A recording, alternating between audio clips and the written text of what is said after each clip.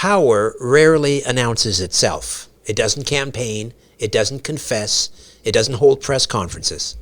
For centuries, whispers have persisted that behind the visible architecture of governments, corporations, and institutions lies something older, quieter, and far more coordinated. Secret societies, inner circles, closed-door networks where allegiance outweighs ideology and influence travels through handshakes, symbols, and leverage. Are these relics of medieval mysticism? Or have they evolved, migrating from candlelit lodges into boardrooms, intelligence agencies, and global financial summits? Tonight, we explore a question that refuses to die. Have the secret societies of the past simply rebranded for the 21st century? My guest, Kristan T. studied under renowned esoteric researcher Jordan Maxwell, a man who argued that symbols are the true language of power. Harris has spent years examining the intersection of elite networks, ritual symbolism, and institutional secrecy, asking whether modern influence operates less through ballots and more through access, allegiance, and silence.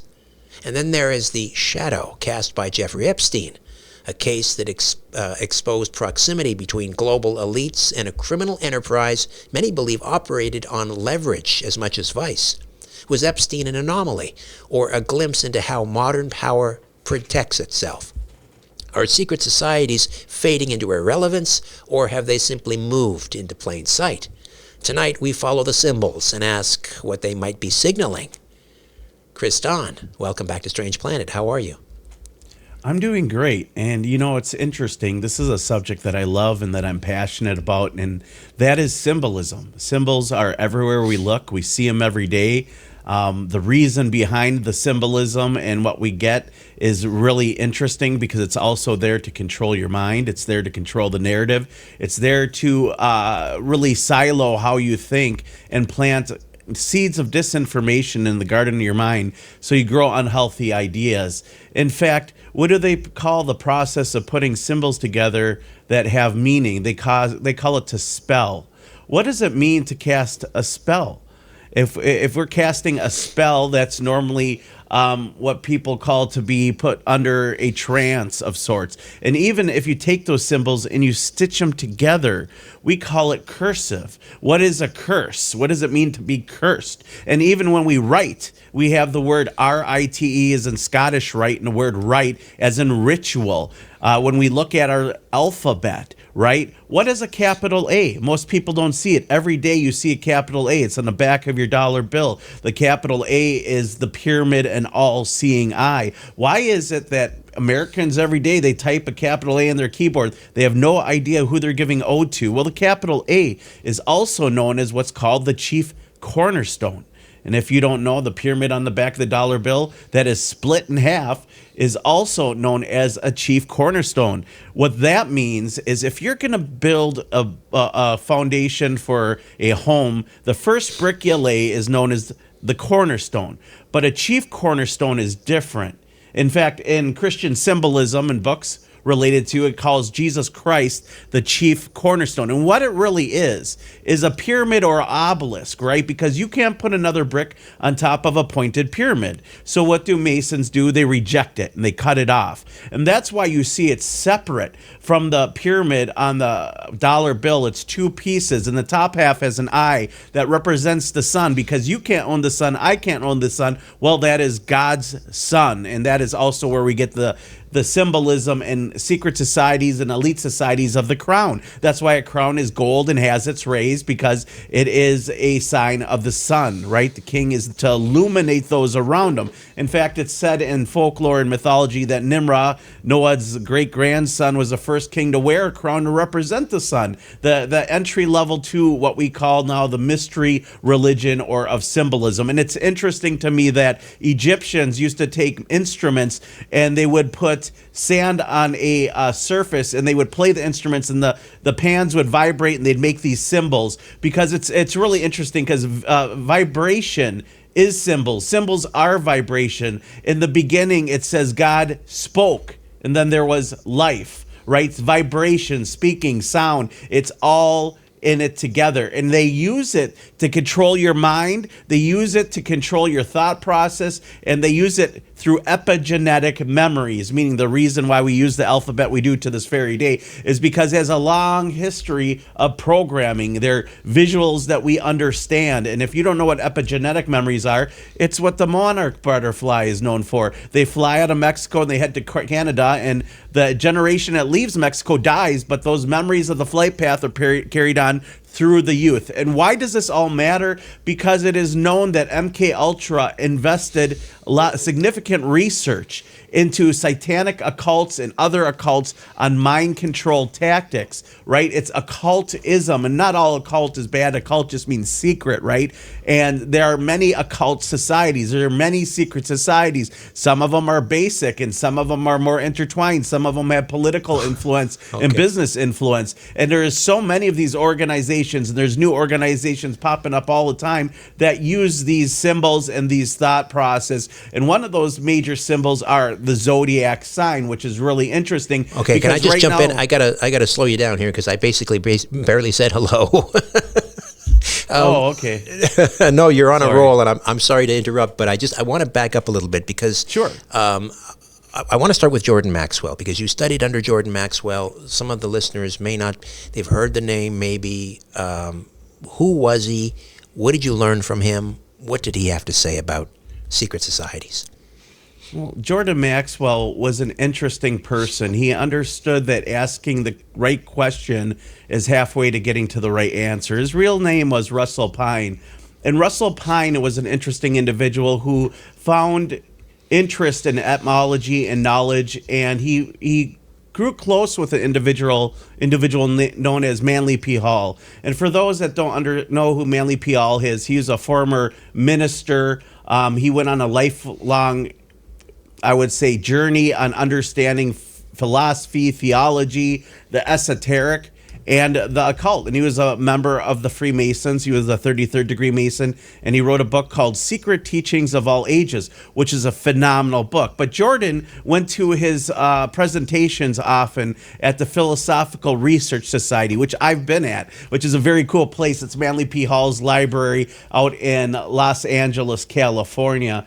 And when Manly P. Hall passed on, Jordan Maxwell received a call, and when he received the call, it was from somebody that handled Manly P. Hall's estate, and they said, you got to come on down. He goes, well, what is it that Manly P. Hall left me? He's kind of excited.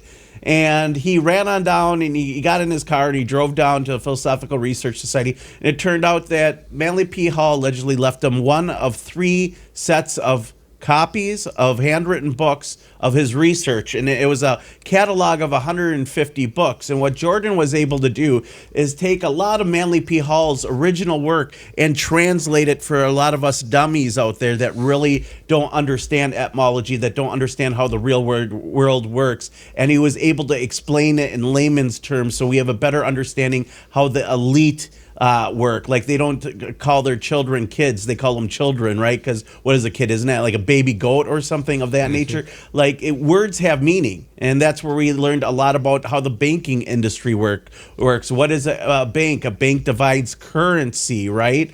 And that everything is maritime law, or is brought to life through water, through the breaking of the water in the womb, right? And that's where we get the term womb man, a man with a womb, or the woman. So he really broke down a lot of etymology and really helped people understand the basics. And I met Jordan, I would say, the last couple years of his life, and I actually went to his home out in Palm Springs at the time, and his caretaker, Brian, was there, and I went with a friend named Leo Lion Zagami. And Leo Lion Zagami is an interesting character in of himself. He wrote a very influential series called The Confessions of an Illuminati, and he also was a secret society member for many years before converting to Christianity. So it was a very interesting conversation. So I come in, I meet Jordan, and we just start talking. And we were talking about esoteric books and how we preserve the knowledge we have so it doesn't get perverted with the internet and with censorship and all the things out there. And Jordan looked to me and he asked me, he goes, so why do you think Manly P. Hall left me all these books? I can't believe he left me all these books. And I said, and he's like, he felt a little bit like he was under despair. And I said, Jordan, you have an amazing way of taking that literature and explaining it to us dummies, so we have a better way of understanding them, a better way of understanding how the world works and how the elite learn and how they believe. And we know Jordan Maxwell did the Lucifer 2000 series with Anthony Hilder, and Anthony Hilder was also a late time bell ringer about esoteric societies. He put out a vinyl series by Jewish broadcaster and founder of the Cinema Actors Guild, Myron C. Fagan's Illuminati CFR vinyl series in 1967. So it all kind of ties together with what we're talking about. But Jordan was a wonderful individual. And so the last 3 years, Jordan and I really spent a lot of time talking. I challenged a lot of the things that he believed and I believed. And, we had a lot of philosophical debates and theological debates, and we agree on a lot. I've come to agree on some of the things that he said and some of the things I brought to him, and interesting finds, like they claim they found King David's tomb, and so maybe King David was a real person, Solomon, his son, in 3 different languages. Is there evidence that he was a real person, right? So we're starting to find out more information as science moves forward on what's literal in the Bible and what's parable and astrotheological. And me and Jordan had a lot of these conversations, and I'm blessed to have known him. I'm blessed to have had wings and sat with dinner with him and Brian and Leo. And Leo is my friend to this very day. He'll be joining me Monday on the Rundown Live. And I think it's really interesting that I really got to learn and have insight into somebody as knowledgeable as Jordan Maxwell, and the fact that he always wanted to take the time for somebody that wanted to learn. And later on, he asked me towards the end of his life, me and him were going to do a show together called The Secret Order. Unfortunately, he passed on before we could really start that. And he asked me to assume management roles for publicity and help him out, but we never really got to that again because he passed on, unfortunately. But I've been blessed with that time, and I've taken advantage of furthering my knowledge, including speaking with other students of Jordan Maxwell to see where we agree and where we disagree. Micah Dank, Johnny Enoch. There's many of us out there. Bruce Montalvo, who wrote a book alongside Jordan Maxwell, which I'm sourced in, on symbolism, because a lot of the new transhumanist symbolism is old Saturnian cult symbolism, right? The H plus is a Saturnian cult logo, the humanity plus that transhumanists use. And it's not by chance that all these people are obsessed with zodiac signs and math and spirituality. It's been something that's been around for a long time, including bankers, elitists. They all have studied the zodiac sign and astrology, and even presidents of the United States. Okay, so that's a great introduction to Jordan Maxwell for those not familiar. Let's talk about secret societies. Are they still real? Are they real structured organizations with membership in and hierarchy, or have they evolved into informal elite networks that operate without names, charters, public awareness? I believe that there's a new slew of secret societies, and then they started, the political secret societies are a very real thing. Have you ever heard of the Trilateral Commission? Oh, yes. Or the Council on Foreign Relations? How about the Bilderberg Group or the Bohemian Grove? These are all elitist secret societies which influence us and help direct the course of our culture, our politics, and the world as we know it. It is because of released documents by the Willie McGee papers, which we released on the Rundown Live, by the way. We're the ones that really exposed that. They are Georgetown University documents of the very first Bilderberg meeting that were donated by ancestors of I think it's George McGee, if I remember the George McGee papers, excuse me. And the George McGee papers talk about world matrices, the Delphi mind control meeting tactics developed by Rand Corporation, global matrices, and how to control the global agenda and establish a new world order. And these individuals, like David Rockefeller, have admitted, and Henry Kissinger admitted basically, that they're starting and trying to form a global new world order. Now, people like George Soros define his open society as a global mafia state. So there's many different ways you can look at these secret societies. And those are just some of the political ones. There's the Wolfsburg Society, which is a bunch of bankers, and they're very influential. And what's really interesting, a majority of the agencies I just mentioned, they all stem from the ideology of Adam Weishaupt, global utopianism, which is the Bavarian Illuminati, or a form of communism. Nowadays, they'll call it fully automated luxury communism, where robots will do everything and you'll make your universal basic income and become a big fat slob on your couch every day as robots tend to you,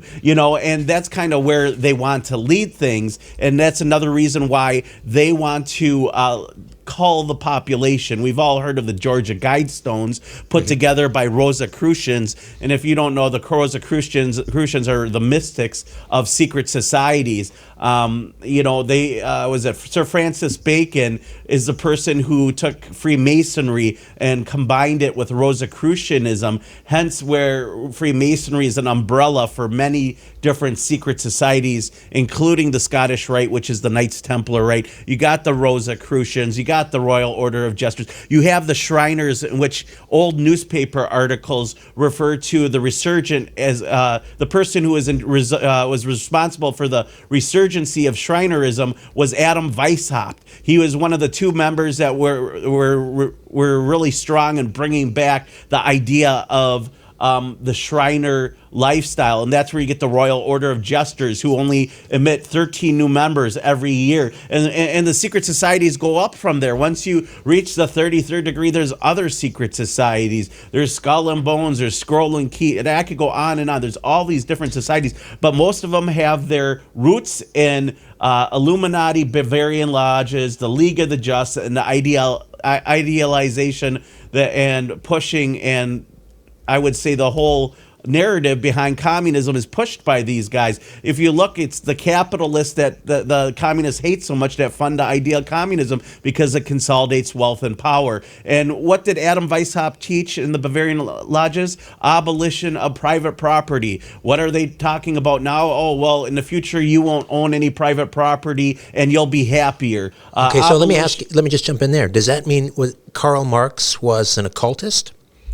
No, what's interesting is Karl Marx didn't originate the Communist Manifesto. An organization called the League of the Just, or in German they were known as the Bund Society, actually took Adam Weishaupt's Illuminati Manifesto, and they had him polish up and rewrite it. This can be found in a book by Jewish Rabbi Marvin Antelman called Eliminate the Opiate. In fact, Eliminate the Opiate. I have it right here in front of me. And he really breaks down the history of how the Illuminati in Germany spread into different organizations. What's interesting about the League of the Just, or like the comic books, the Justice League, which has communist colors, some of them. It's very interesting that the League of the Just later became the very first communist party. And that's where we get the origins. And it's believed their origins came from the Bavarian lodges of the Illuminati, all their doctrine. And so that's how that's why communism is synonymous with Illuminati. There was even court hearings or Senate hearings, in the 1930s and 40s that talked about how that the very communism we see today is the same communism that came out of the Illuminati lodges and the Masonic lodges of Adam Weishaupt. Oh, fascinating. So when I look at the Bilderbergs, or the people that attend the Bohemian Grove, to me, I think, okay, these are incredibly powerful, wealthy people who are acting in their own self-interest, not in our interest. They want to control the monopoly board. But what is the connection between groups like the Council on Foreign Relations, or the Trilateral Commission, or the Bilderbergs, and the occult? I mean, do these organizations still use symbols and ritual? Or has symbolism just become sort of a distraction from how power actually operates today?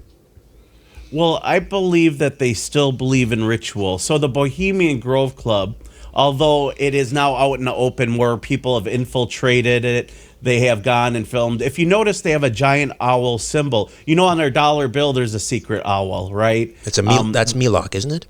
No, that's a misconception. Everyone says it's a Moloch, but Moloch is a bull. It's actually Minerva. Minerva is the divine feminine, the owl that sees in the dark. But Minerva has many other names. Some people believe Minerva is Columbia. Columbia is another name for Semiramis. That is Nimrod's mother and wife. Okay, again, the mystery religion, Druidism. Minerva also could be Athena. It's that divine feminine, and it's interesting because they do a mock child sacrifice called the cremation of care to open up the grove every year that they have their event. And it's interesting when you hear of people like Kid Rock who have been there, or other individuals. In fact, there was like rumors out there that Charlie Kirk went to Bohemian Grove just a few years ago. I don't know whether or not those are entirely true. I've been investigating them, and these are some of the claims that people are making, and it's really hard to prove unless somebody admits that they've been to Bohemian Grove. And the Bohemian Club and the Bohemian Grove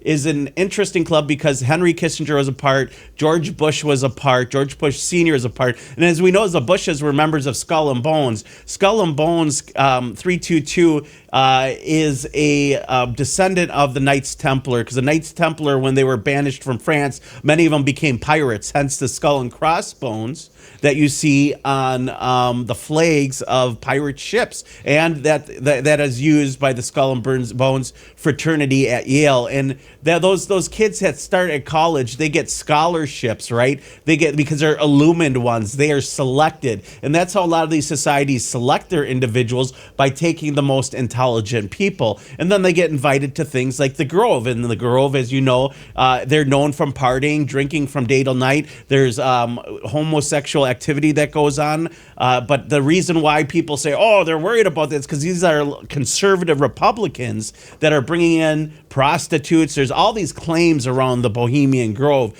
that it's this naughty club where you get buy-in for partying with the elite, and they learn about you. I believe Nixon gave a speech at the Grove as well. Reagan gave a speech at the Grove as well. All these elitists, that's almost like the Kingmaker. The Manhattan Project was spawned at the Grove, which involved, if I remember right, wasn't it Einstein and Tesla that worked on that? So it's like a lot of things come out of Robert these Oppenheimer. secret societies. Yeah, Robert Oppenheimer with the Manhattan Project as well. But then we have the Bilderberg Group, which reportedly was started by Prince Bernhard of the Netherlands, who was a former SS officer, I think in 1954. It was rumored that Bill Clinton, who was at the time in the early 90s the governor of a backwater state. No offense, Arkansas is a great state, but it's not exactly at the forefront when we think of the power base of the United States. Anyway, along comes this governor. He's invited to the Bilderberg meeting in 1990 or something, and David Rockefeller apparently gives him this speech on globalism and so forth, and he says to Bill Clinton, do I have your support in this plan? And Clinton nods yes, and Bill Clinton says to the governor, extends his hand, shakes it, and says, thank you very much, Mr. President. And then, of course, he came out of nowhere. The media got behind him, and all of a sudden he's automatically the front runner and becomes president. I don't know if that story is true, but that's been handed down for 30 years. What do you make of the Bilderbergs as kind of the center of as the kingmaker?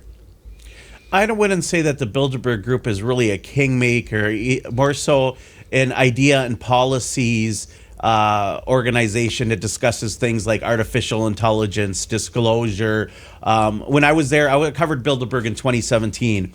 And I was there with a bunch of other people, including Jason Burmis, who's filmmaker. He's famous for doing Loose Change and some other documentaries that a lot of people know out there. Dan Dix, Press for Truth, and David Knight was there from Alex Jones Infowars. There's a lot of independent media there in 2017, and we were able to confront some of these individuals, and they would say things like, we are discussing AI, and we brought an AI machine to show Bilderberg.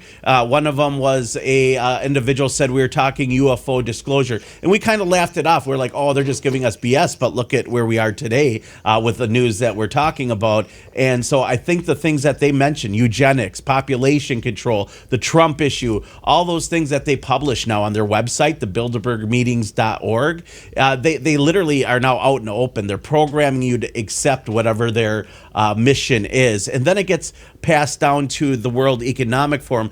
When I was covering the Ghislaine Maxwell trial, I was the only reporter that I know of that was there every day of the trial. And I released the victims' testimonies, and I'm the only person to release the victims' testimonies that were given in court in the Ghislaine Maxwell trial. And a lot of people don't know that, but I published them. And what was really interesting about this, when I had a chance to talk to Isabel Maxwell. Now, if you don't know Isabel Maxwell, that's Galan's sister. Their father was Mossad. And I drilled her because it was rumored that she sat on the steering committee of Bilderberg, that she was involved in synthetic biology and transhumanism. And I drilled her on it. And while I was filming her, she took out her phone and took my photograph. And then the next day, somebody broke into my Airbnb on camera and just stole my laptop. Nothing else. And so just coincidence, right? Just a coincidence. I can't say that Isabel was responsible, but I will say that it was quite the coincidence, and there was a pattern there. So it kind of made me a little leery.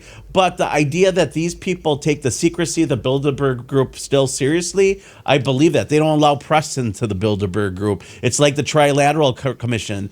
They're very secretive in their agenda. So why is it not open to the public? Because they like open discussion. That means anything. At one point, there was a, in 2013 or 2014, there was somebody that was working in a hotel that they said that they wish they could put all of Ron Paul's followers in an airplane and crash it into a building. That was overheard at the Bilderberg group. And what's really funny about that is I also teamed with an interesting individual named Mark Anderson. Mark Anderson is Jim Tucker's protege. And if you don't know who Jim Tucker is, he's the man who blew the whole Bilderberg thing wide open. He used to pay hotel workers for their uniform, and he would go rake the lawn. Mark would tell these stories about Jim Tucker, old Jim Tucker, going out there, raking the lawn and trying to pretend like he's working there to eavesdrop on what these elitists were talking about. So I mean, there's a lot to be taken in there. Not only that, the Bilderberg group has a society within it called the Club of Rome. And, yep. and many people have heard of the Club of Rome, and that was headed by Henry Kissinger, who also is a right-hand man to David Rockefeller, who Jeffrey Epstein also went and talked to, David Rockefeller, and David Rockefeller found much use for Jeffrey Epstein and whatever extortion ring that he might have been running at the time. He talks about it, and he talks about how David Rockefeller asked him to be part of a trilateral commission, and that people said it was the Illuminati. He said that in an interview with Steve Bannon. I can't make this stuff up. The families, these organizations, they're still relevant. But like you mentioned, there's these new groups and probably even more secretive groups that are way more influential. And as we know, since William Cooper in the 80s and 90s talking about MJ-12, and even before that, the Majestic and MJ-12 conversation has been out there. Who were the original members of MJ-12? Well, allegedly they were David Rockefeller, Zbigniew Brzezinski. It was, J.P. Morgan and all these, let's just stop there. That were very powerful. Okay, so I had Ryan Wood on the podcast yesterday, who's written about Majestic 12 and published documents from MJ-12, and so just let's back up and let's explain. My understanding, rudimentary as it is that this group was convened by Truman after the Roswell UFO crash in '47 to sort of keep a lid on UFO secrecy and take charge of the sort of the back engineering of alien technology and so on and so forth. So some of that I probably have. I'm probably wrong. You tell me, what is your understanding of? And there's a difference, you tell me, between Majestic and MJ-12. Well, from my understanding and from what I lived, because I didn't live in the period, right? But from what I've read in the many sources, there was two variations. There's MJ-12, which is the real thing. There's the Majestic 12, which was the propaganda arm run by the government to cover for the real MJ-12 individuals, which in a indictment of MJ-12 document, which I procured, which has been labeled top secret, classified, and it was given to me by a individual whose father was working Secret Service for George Bush. In the indictment of MJ-12, they suggest the individuals I mentioned, and they also submit that they would hold their annual meetings on a airplane because to have those discussions that they were having on American soil would be treasonous, but in the sky there is no law, and allegedly there was an airship that they would travel on and have these conversations on, whether it's a giant plane. But I wonder if conversations maybe that about was what? Sorry, conversations about what?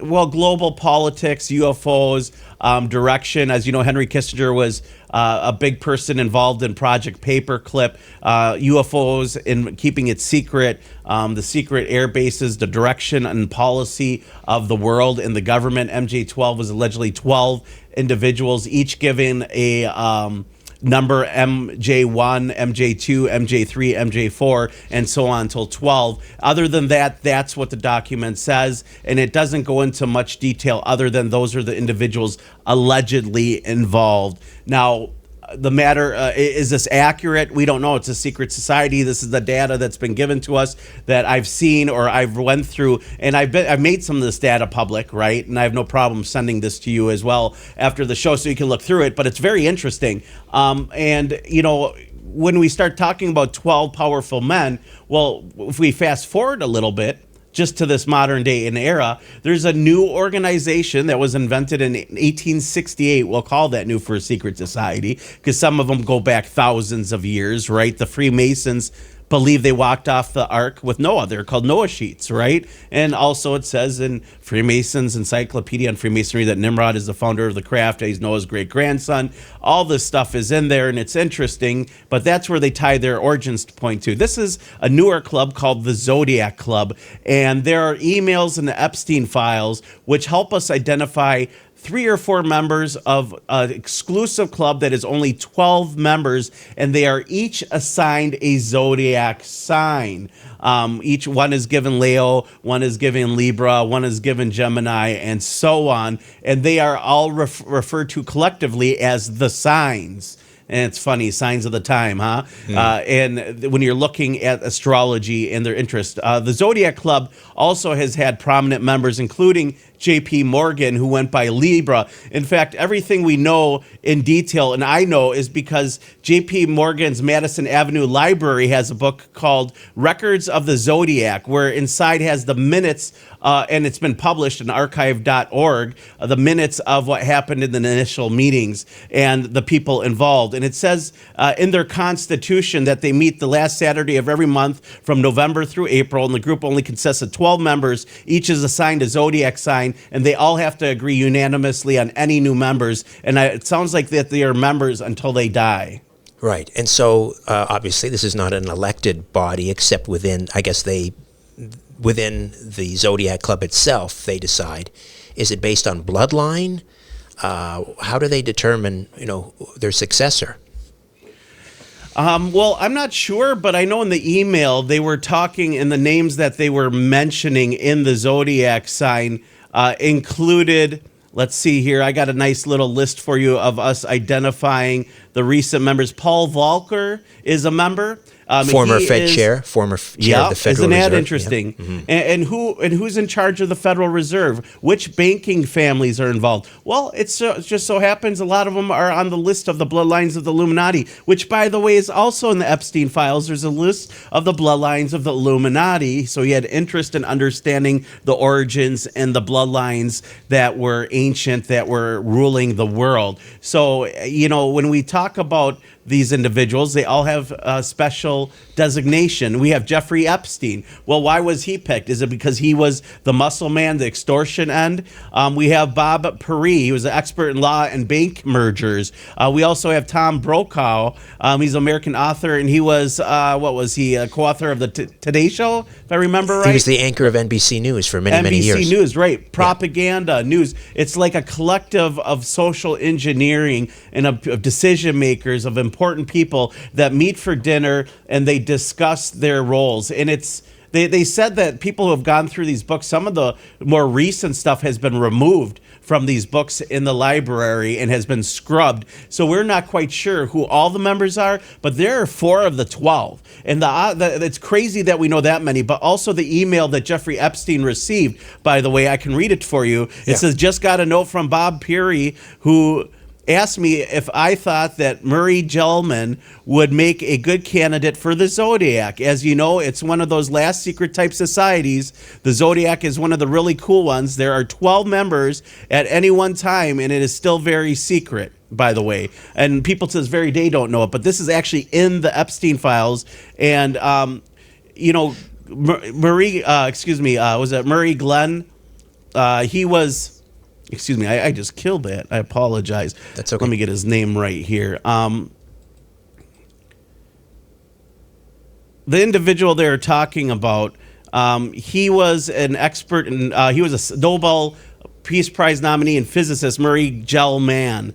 And when I looked him up, it was interesting because in Virginia Jeffries' memoir, she talks about how she was trafficked to these top scientists and lawyers and bankers. And I wonder how many of these individuals were people that Epstein was trafficking the girls to. You know, they're in the Epstein files. And the Zodiac, which is 12 symbols and 12 individuals, it does sound a lot like MJ12. Could it be the same organization or some of the same members? Absolutely. There's no exact definite proof that they're the same, but it sounds very similar. Right. So just looking at the UFO issue, for example, a number of presidents have asked over the years more information about UFOs. You know, can I go to Area 51? Was Roswell an actual crash of a UFO or UFOs? And they get shut down because they don't have a need to know, or they don't have the authority to be read into any of these programs. So it sounds like MJ12 or Majestic 12 or the Zodiac Club have more power than the president. Is that fair to say? Well, I think all throughout history, presidents have alarmed that there's a shadow elite of multinational corporatists, a dark hand per se, a shadow organization that really influences our government. And it wasn't it Barack Obama that says he gets his daily call from Henry Kissinger back in the day? Mm-hmm. I believe he did say that. You know, it's interesting. Even Lenin, when he was head of the Soviet Union, said basically the same thing. He said something to the effect, my hands are on the steering wheel, but I am not controlling the car. Even Lenin recognized that there was this hidden hand that was directing events, and it wasn't him. Which is correct, I think, when you start looking at these organizations and how they're building a structure for a world government. I don't know if your listeners may or may not know this, but the United Nations is a direct offshoot of Adam Weishaupt utopianism. It was his agenda to establish a new world order, a global government, and it was his idea that he really disseminated that throughout the lodges. And if you look at some of these people, they're Masons. David Rockefeller, J.P. Morgan, all Masons, 33rd degree Masons. You know, and you can look into this and find out that there's remnants in his underbelly of secret societies that really work together, and maybe they farm them from these smaller groups like Freemasonry, like Skull and Bones, and then they use those organizations that identify talent and put them in these different organizations like the Council on Foreign Relations. And I think it was interesting to me that Jonathan Williams wrote a book called Legions of Satan. It's been pulled from the Library of Congress in the 1980s, and now they just deny that it even exists. But McCarthy referred to it during the whole Red Scare era.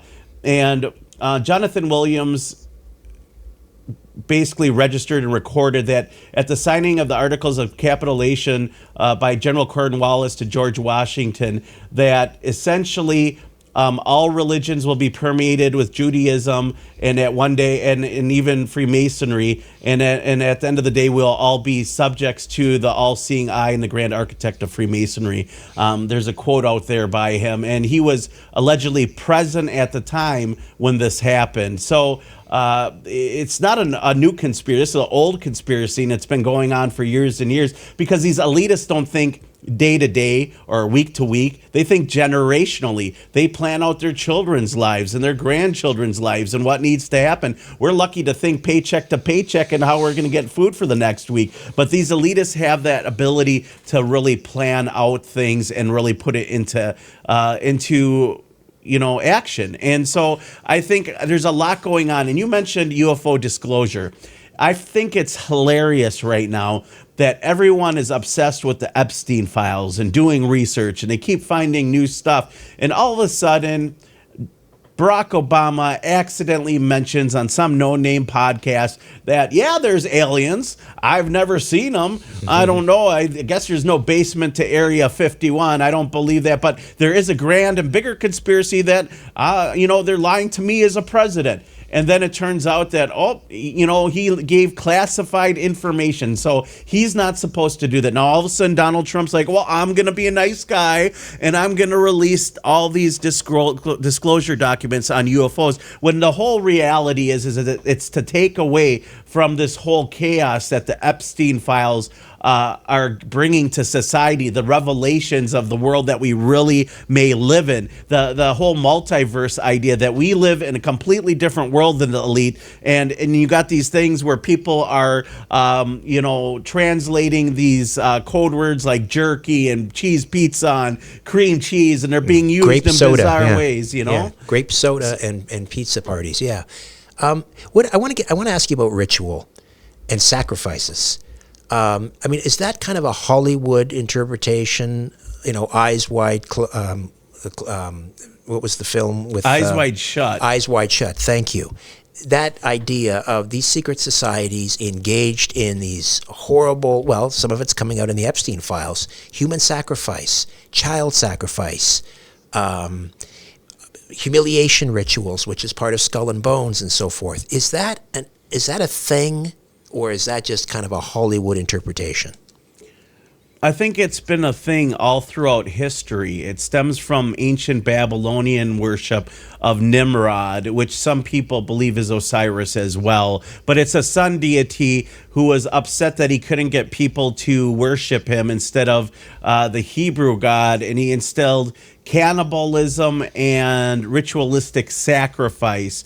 When you talk about genealogy, the Rothschilds have made claims that they are descendants of Nimrod. So I think ritual is real. You have Roseanne Barr. What did she say? They're eating the babies. We recently had a famous,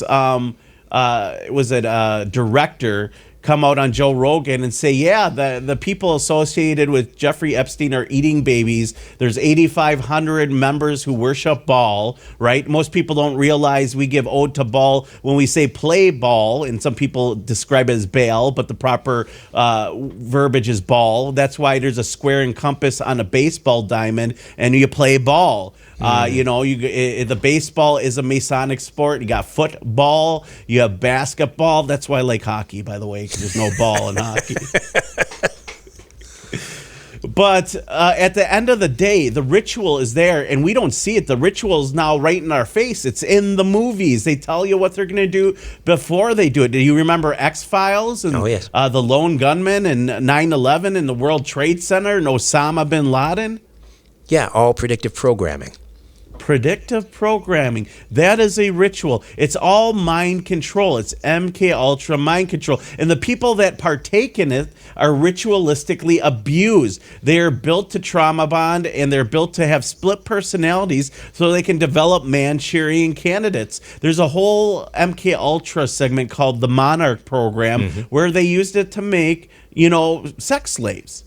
And essentially, that's what girls with little monarch tattoos, they were abused. And what happened is they would bring them near death, and then they would reward them for their suffering. And they would give them maybe a necklace or amulet or a ring. And they would associate that personality with that object. And when they brought out that object, these people who are already had bipolar disorders and that were susceptible to developing a wall of the trauma bond and developing a personality, they would revert back into that individual. That's why when you read these Epstein files, the girls, a lot of the witness testimonies and reported testimonies, they say, oh, it was like a dream-like state. I needed reverse hypnosis to remember it, because they are developing a wall. And when they develop that wall, they also develop a photographic memory. So they also become sleeper spies for the elitists who can ask them anything when they're under hypnosis, and they will bring out the true answer of whatever knowledge that they needed to know. But they would have to develop that by abusing them at a young age. And if their parents abused them, they're even easier. Or if their parents were abused, it's even easier to train the children, because epigenetic memories. They're built into the parent that they built, and then they can have a harvesting farm to have little babies where they abuse children in underground caverns, like MK Ultra claims of Alyssa L, the original L from Stranger Things per se, who was an MK Ultra witness and has written books about this, who made those claims of what is coming out in Epstein files right now, is that they had underground caverns, they abuse young women, and they harvest children for ritualistic sacrifice. Now, is it true? That's what the documents say. I have not seen it. There's no video proof, although there are videos of the things that went on Epstein's Island. Only 2% by data size has been released. We haven't seen the videos. I don't think they will release the videos, but there are rituals. There are occult rituals. There's satanic Luciferian rituals that these people believe in. The 1,000 points of light, which represents, the sun, the moon, and their thousands of followers, Semiramis, Nimrod, and the 1,000 points of light, the people that are following them, probably involved in cannibalism and other things. Now, Is this a possibility? Absolutely, it's a possibility. It's everything that we've been warned about since John Todd and the Jesus People movement. We know he went to jail, but some of the things he was saying seem to be pretty true now, aren't they? Last question, because we're running out of time here, and I want to have you on because we haven't even scratched the surface, obviously. But where is this all headed? Now that people are waking up to this, we have the Epstein files being released. People are starting to sense the world is not run the way we think it is. And as you say, we're living in this multiverse. People are, we are seeing the beginnings of, people on the left and the right sort of getting together and saying, hey, wait a minute, they've been trying to divide us this entire time. So the divide now is not left and right. It's sort of, the ruling class and then the rest of us.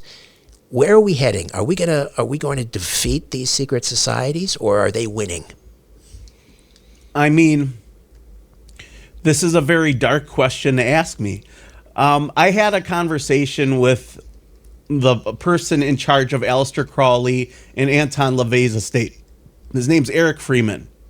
And I asked him once, obviously he's a Satanist, but he doesn't believe in the ritualistic sacrifice. He's more of an atheistic, agnostic Satanist. And I asked him, well, do these rituals work? And he said, well, who's in charge? Satan. Who's running things? Mm-hmm. And you start to think about it, it's crazy. And I'm going to make some predictions.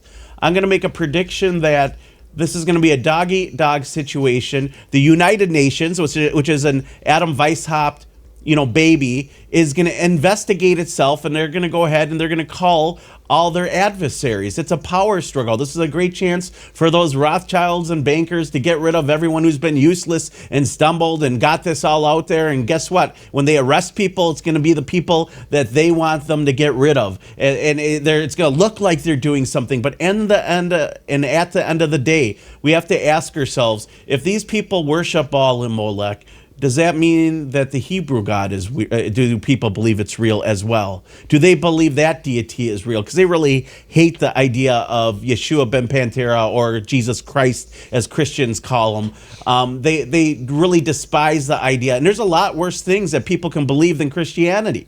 And I think what we're seeing here is the elite are using the Bible, which is the greatest story ever told. It's a manuscript and it's a roadmap, because Christians are complacent. They're told this is God ordained, that the world is going to come to an end, that there's an antichrist, and there's nothing that they should do, because of course it's in the Bible and it's what God wants. But if that was the case, we'd all be speaking German. So I talk to my fellow believers that are out there, and I say, this is a time for action, to bring awareness, to vote with your dollar, vote with your heart. But I think this is the beginning of just the tip of the iceberg iceberg. I think that there's a lot of tribulation that might come along with this when we start finding out and the infrastructure does have a fallout. If we get what we want, if we truly get what we want, and these people held accountable for their horrible actions, I think that we will be living in a very different United States, maybe one under a much worse dictatorship than what we see now, and that would be the dictatorship of the New World Order, or whoever that they deem to be the leader of this new world government. Better the devil you know, as they say, I guess. Kristan, how do we follow your work? You can follow me on The Rundown Live. Find me on Spotify. That's the podcast. I have Rumble, The Rundown Live, Facebook, Kristan T. Harris, Kristan T. Harris. You can send me an email, show tips at The Rundown Live. I always love doing interviews, and you can also find me anywhere on social media. Although at one point I was incredibly censored, one of the most censored people on the internet next to Alex Jones. In fact, I was mentioned in the original documents by government as a threatening individual that was working counter propaganda and censorship. There was a government study of the most censored journalists in America, and I was actually in the documents about articles that they wanted to censor. That's a badge of honor. Congratulations. That's a badge of honor. Congratulations. It is a badge of honor. I just wish it would lead to more listeners. It's been an uphill battle. And as you know, I go viral and then I disappear because the algorithms are constantly trying to fight against me. And thank you again for having me on. And I can't wait to really dive into a lot more of this. And to all your listeners, thank you. And do your own research. Just because I say it's there, it's always best to listen to everyone, but question everything. And if you find something different, correct me. Send me an email. I'm open to improvement. Thanks again for having me on, Richard. Kristan, thank you. We'll do it again. Bye-bye. A new Richard Syrett's Strange Planet drops every Monday, Wednesday, and Friday.